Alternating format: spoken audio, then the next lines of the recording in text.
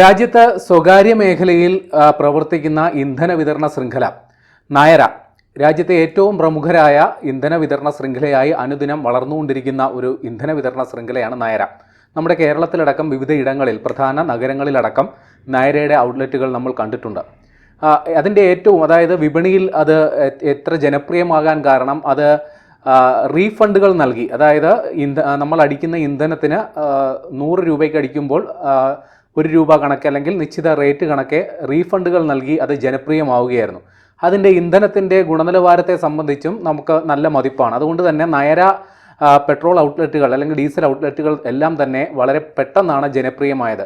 വളരെ വേഗം വളർന്നുകൊണ്ടിരിക്കുന്ന ഒരു ഇന്ധന വിതരണ ശൃംഖലയായി നായര മാറിക്കൊണ്ടിരിക്കുന്നു എന്നുള്ളതാണ് വാസ്തവം. രാജ്യത്ത് ഏകദേശം 6500 ഔട്ട്ലെറ്റുകളാണ് ഇതുവരെ നായര തുറന്നിട്ടുള്ളത്. ഈ വർഷം 400 എണ്ണം കൂടി പുതുതായി തുടങ്ങാനായിട്ട് അവർക്ക് പദ്ധതിയുണ്ട്. വരും വർഷങ്ങളിലും അത് വളർന്നു വന്ന ഒരു വലിയൊരു ശൃംഖലയായി മാറാനാണ് നായരയുടെ പദ്ധതി.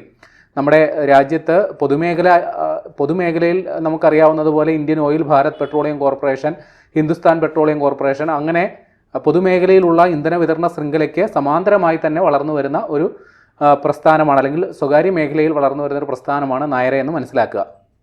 ഏതാണ്ട് ഗുജറാത്ത് ആസ്ഥാനമായി ആണ് ഇതിൻ്റെ റിഫൈനറി ഉള്ളത്. ഒരു ദിവസം ഏതാണ്ട് 4 ലക്ഷത്തോളം ബാരൽ ക്രൂഡ് ഓയിലാണ് ഇവർ സംസ്കരിക്കുന്നത്. അതേസമയം തന്നെ ഈ ക്രൂഡ് ഓയിൽ സംസ്കരിച്ചു കൊണ്ടിട്ടുള്ള പെട്രോളിയം ഉൽപ്പന്നങ്ങൾ ഏകദേശം 4.5 ലക്ഷം ടൺ പെട്രോളിയം ഉൽപ്പന്നങ്ങളാണ് ഒരു വർഷം ഈ നായര ഉൽപ്പാദിപ്പിക്കുന്നത്. അത് രാജ്യത്തിനകത്തും പുറത്തേക്കും അവർ വിൽപ്പന നടത്തുന്നുമുണ്ട്.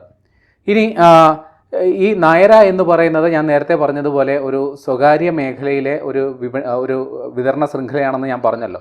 അതുകൊണ്ട് തന്നെ ഇപ്പോൾ ഈ നായര വാർത്തയിൽ ഇടം പിടിക്കാനുള്ള പ്രധാന കാരണം യൂറോപ്യൻ യൂണിയൻ, അതായത് ഈ നായര എന്ന് പറയുന്നത് റഷ്യയുമായി നല്ല ബന്ധമുള്ള ഒരു ഇന്ധന വിതരണ ശൃംഖലയാണ്. റഷ്യയിലെ ഏറ്റവും വലിയ എണ്ണ വിതരണ കമ്പനിയായ റോസ്നെഫ്റ്റ് എന്ന് പറയുന്ന കമ്പനിയുടെ ഒരു പങ്കാളിയാണ് നായര. ഈ റോസ്നെഫ്റ്റ് ഏതാണ്ട് 49% ഷെയർ ഈ നായരയുടെ വഹിക്കുന്നു എന്നുള്ളതാണ് കണക്ക്. അതായത് റോസ്നെഫ്റ്റിൻ്റെ നിർദ്ദേശാനുസരണം അല്ലെങ്കിൽ അവരുടെ മാർഗനിർദ്ദേശാനുസരണം പ്രവർത്തിക്കുന്ന ഇന്ത്യയിലെ ഒരു സ്വകാര്യ കമ്പനിയാണ് നായര. അതായത് ഇതിൻ്റെ 51% ഷെയറുകൾ പല സംരംഭകരായി വാങ്ങി അവർ ചേർന്നാണ് ഈ നായര നടത്തുന്നത്. അതായത് ഒരു കമ്പനി രൂപീകരിച്ച് അതിൻ്റെ ഡയറക്ടർ ബോർഡ് ചേർന്ന് സ്വതന്ത്രമായി പ്രവർത്തിക്കുന്ന ഒരു സ്ഥാപനമാണ് നായര. ഇപ്പോൾ ഇത് ഞാൻ നേരത്തെ പറഞ്ഞതുപോലെ ഇത് ഒരു റഷ്യൻ നിയന്ത്രിതമായ അല്ലെങ്കിൽ റഷ്യയിലെ റോസ്നെഫ്റ്റ് എന്ന് പറയുന്ന ഏറ്റവും വലിയ എണ്ണ വിതരണ കമ്പനിയുടെ അല്ലെങ്കിൽ അതായത് ഈ ക്രൂഡ് ഓയിൽ സംസ്കരിക്കുന്ന കമ്പനിയുടെ ഒരു ശൃംഖല ആയതുകൊണ്ട് തന്നെ ഇപ്പോൾ യൂറോപ്യൻ യൂണിയൻ നായരയ്ക്ക് ഉപരോധം ഏർപ്പെടുത്തിയിരിക്കുകയാണ്. പ്രത്യേകം ശ്രദ്ധിക്കുക, നായരയ്ക്ക്. അവിടെ ഇന്ത്യക്ക് എന്ന് പറയാൻ യൂറോപ്യൻ യൂണിയൻ തൽക്കാലം ധൈര്യം കാണിയിട്ടില്ല.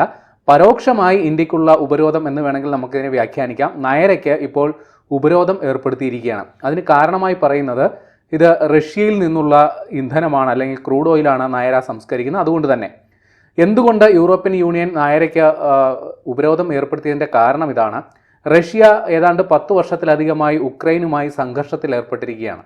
അതുകൊണ്ട് തന്നെ റഷ്യയെ സമാധാന പാതയിലേക്ക് കൊണ്ടുവരാൻ അവരെ സമ്മർദ്ദത്തിലാക്കാൻ വേണ്ടി ഉള്ള നയപരിപാടികളുടെ ഭാഗമായാണ് യൂറോപ്യൻ യൂണിയൻ ഇപ്പോൾ നായരയ്ക്ക് ഉപരോധം ഏർപ്പെടുത്തിയിരിക്കുന്നത്. അതായത് റഷ്യയിൽ നിന്നുള്ള ഇന്ധനം അല്ലെങ്കിൽ ക്രൂഡ് ഓയിൽ വാങ്ങുന്നത് അവസാനിപ്പിക്കണം എന്നാണ് ചുരുക്കം.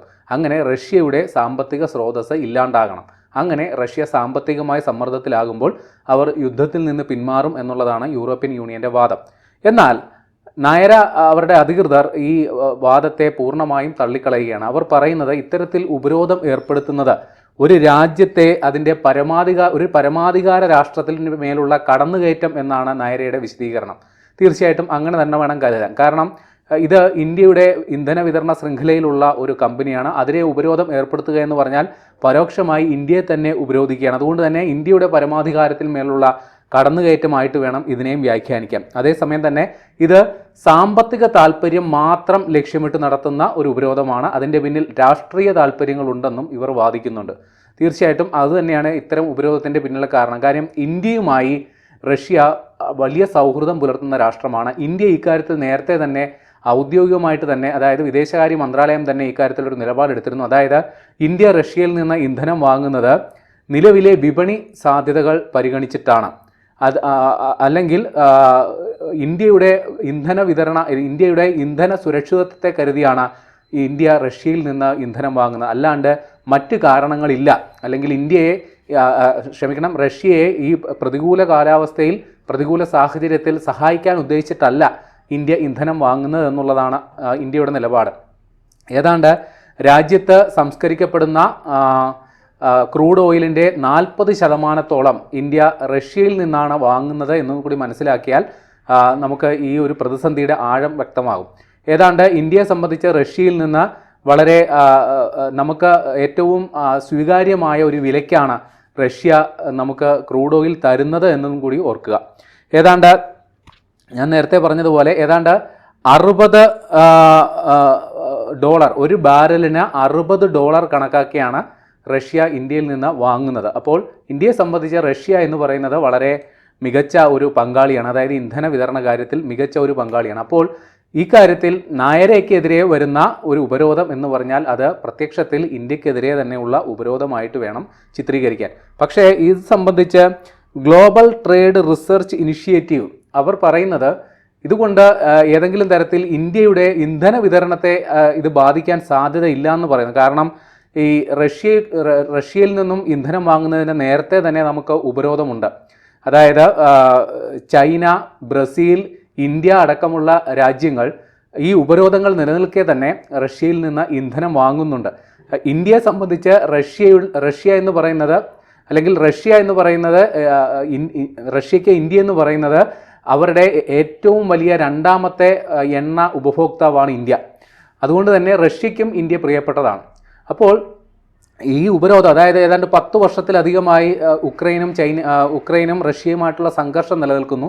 അപ്പോൾ തന്നെ റഷ്യക്കെതിരെ ഉപരോധമുണ്ട്. അതുകൊണ്ട് തന്നെ ഈ ഉപരോധം അവഗണിച്ചാണ് ഇന്ത്യയും ചൈനയും ബ്രസീലും അടക്കമുള്ള രാജ്യങ്ങൾ റഷ്യയിൽ നിന്ന് ഇന്ധനം വാങ്ങിക്കൊണ്ടിരിക്കുന്നത്. അതുകൊണ്ട് തന്നെ ഈ ഒരു യൂറോപ്യൻ യൂണിയൻ്റെ ഈ ഒരു നിലപാടുണ്ടെങ്കിൽ തന്നെയും നമ്മൾ റഷ്യയിൽ നിന്നുള്ള ഇന്ധനം കൊണ്ടുവരൽ നിർത്തിവെക്കും എന്ന് കരുതേണ്ടതില്ല. പക്ഷേ ഈ ക്രൂഡ് ഓയിൽ സംസ്കരിച്ചതിന് ശേഷമുള്ള ഉൽപ്പന്നങ്ങളുണ്ടല്ലോ, പെട്രോളിയം ഉൽപ്പന്നങ്ങൾ, അതായത് പെട്രോൾ, ഡീസൽ, മണ്ണെണ്ണ, അതേപോലെ തന്നെ നമ്മുടെ ഏവിയേഷൻ ഫ്യൂവൽ, അതായത് വിമാനങ്ങളുടെ ഇന്ധനം, പിന്നെ പെട്രോൾ അധിഷ്ഠിത ഉൽപ്പന്നങ്ങൾ, ഗ്രീസ് മുതൽ ചില മരുന്നുകൾക്ക് ഉപയോഗിക്കേണ്ട അസംസ്കൃത വസ്തുക്കൾ വരെ പെട്രോളിൽ നിന്ന് അല്ലെങ്കിൽ ക്രൂഡ് ഓയിലിൽ നിന്ന് സംസ്കരിച്ചെടുക്കുന്നുണ്ട്.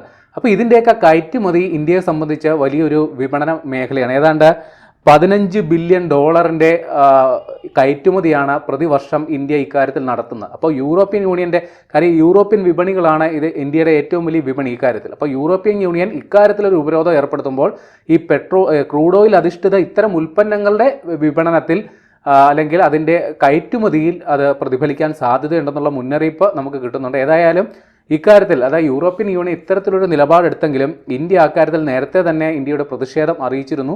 എന്നാൽ നായരെ സംബന്ധിച്ച് അവർ ഇക്കാര്യം ഒരു കാര്യം കൂടി അവർ വ്യക്തമാക്കാൻ ആഗ്രഹിക്കുന്നുണ്ട്. അതായത് ഈ കമ്പനി റഷ്യയിൽ നിന്ന് ക്രൂഡ് ഓയിൽ കൊണ്ടുവന്ന് സംസ്കരിച്ച് ലാഭമുണ്ടാക്കി ഇത് റഷ്യക്ക് കൊടുക്കുന്നില്ല, അല്ലെങ്കിൽ ഇതിൻ്റെ ഷെയർ ഹോൾഡേഴ്സിന് ഡിവിഡൻ്റ് ആയിട്ട് കൊടുക്കുന്നില്ല. അവരിവിടെ വിതരണ ശൃംഖല അത് മെച്ചപ്പെടുത്തുന്നതിന് വേണ്ടി, അല്ലെങ്കിൽ പുതിയ ഔട്ട്ലെറ്റുകൾ തുടങ്ങുന്നതിന് വേണ്ടിയിട്ടാണ് അവരുടെ ലാഭം അത്രയും ഉപയോഗിക്കുന്നത്. അപ്പോൾ ഈ യൂറോപ്യൻ യൂണിയൻ ആരോപിക്കുന്നത് പോലെ ഈ ലാഭം, അതായത് റഷ്യ ഇവിടെ നിന്ന് വലിയൊരു തോതിൽ ലാഭം ഉണ്ടാക്കുന്നു എന്നുള്ള ചിന്ത, അല്ലെങ്കിൽ അങ്ങനെ ഒരു ആരോപണം നായര തള്ളിക്കളയുകയാണ്. പക്ഷേ ഈ ഉപരോധം അത് നീതീകരിക്കാനാകാത്തതാണ്.